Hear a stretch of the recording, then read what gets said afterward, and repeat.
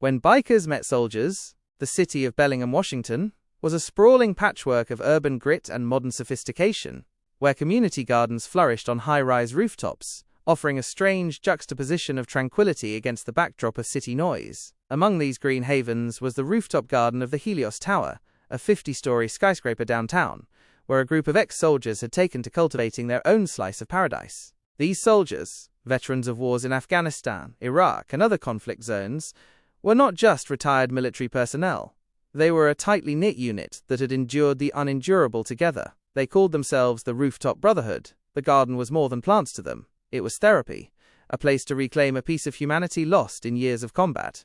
Across town, there was another group that thrived on adrenaline and chaos, the Iron Wraiths, a notorious motorcycle gang that ruled the underworld of Bellingham. Known for their violent tactics and ironclad code of loyalty, the gang operated drug smuggling routes and illegal arms trades under the leadership of a brutal figure known only as Razor. The clash between these two worlds was inevitable, though neither party knew it at first. The incident? It started with a misunderstanding, or so it seemed. One Friday evening, the Iron Wraiths were celebrating a successful drug shipment at a dive bar near Helios Tower. Fueled by alcohol and the desire to mark their territory, a few of them decided to climb the tower, thinking it would be amusing to claim dominance over the city's highest point. As the bikers ascended the staircase to the rooftop garden, they expected an empty space where they could deface property and leave their gang insignia. Instead, they found a group of hardened veterans, tending to rows of vegetables, herbs, and flowers. The soldiers didn't look like much at first glance. Clad in casual clothes, they moved with a calm efficiency that belied their pasts. The leader of the group, a broad-shouldered man named Cole Shepherd, looked up from pruning a tomato plant. His grey-green eyes locked onto the intruders. "Help you with something?" he asked, his voice steady. Razor himself had led the group of bikers to the rooftop, flanked by 6 of his most loyal enforcers. He sneered, his tattooed hands resting casually on the chain he carried as a weapon. "Yeah," Razor growled. "We're taking this spot. Consider it ours now." Shepherd didn't flinch. Behind him, the other veterans, men and women who had seen hell and walked out alive, stood silently, their postures loose but alert. "Afraid that's not going to happen," Shepherd said evenly. The bikers laughed, their mocking voices echoing in the open air. Razor stepped forward, swinging his chain lazily. "You think you can tell us what to do, old man?" Shepherd smiled faintly. "I think you're making a mistake." The showdown, what happened next, was fast, brutal, and decisive. The bikers underestimated the soldiers badly. In less than a minute, Razor and his men found themselves disarmed, outmaneuvered, and pinned to the rooftop floor. The veterans moved with military precision, using a combination of martial arts, tactical grappling, and pure physical dominance to subdue the intruders without breaking a sweat. Shepherd knelt beside Razor, who was gasping for air after having the wind knocked out of him.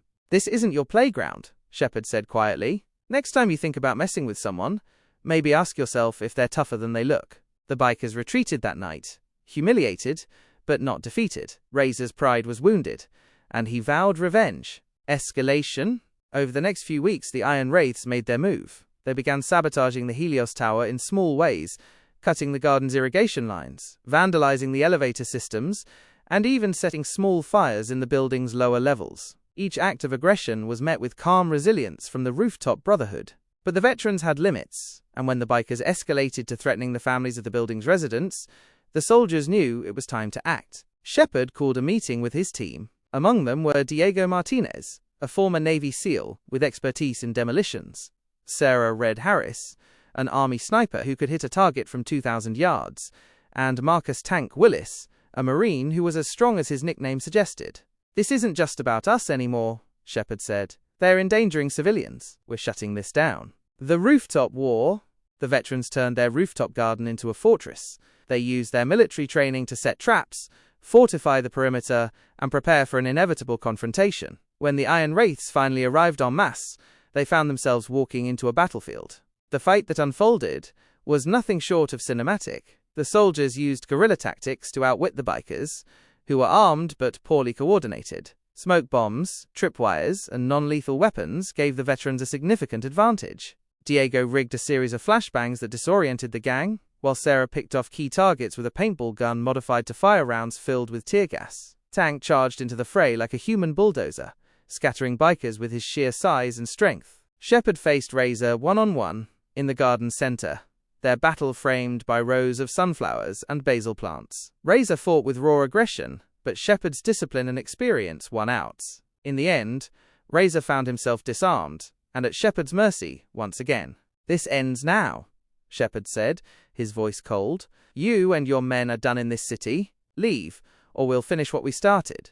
Aftermath. The Iron Wraiths fled Bellingham that night, their reputation in tatters. The veterans returned to their lives, tending to the rooftop garden and supporting their community. News of the Rooftop Brotherhood's victory spread, and the garden became a symbol of resilience and unity. The soldiers, once haunted by their pasts, found a new purpose in protecting what mattered most, a small patch of peace in a chaotic world. And so the rooftop garden remained, a sanctuary above the city, where flowers bloomed, vegetables thrived, and the echoes of a battle hard won served as a reminder.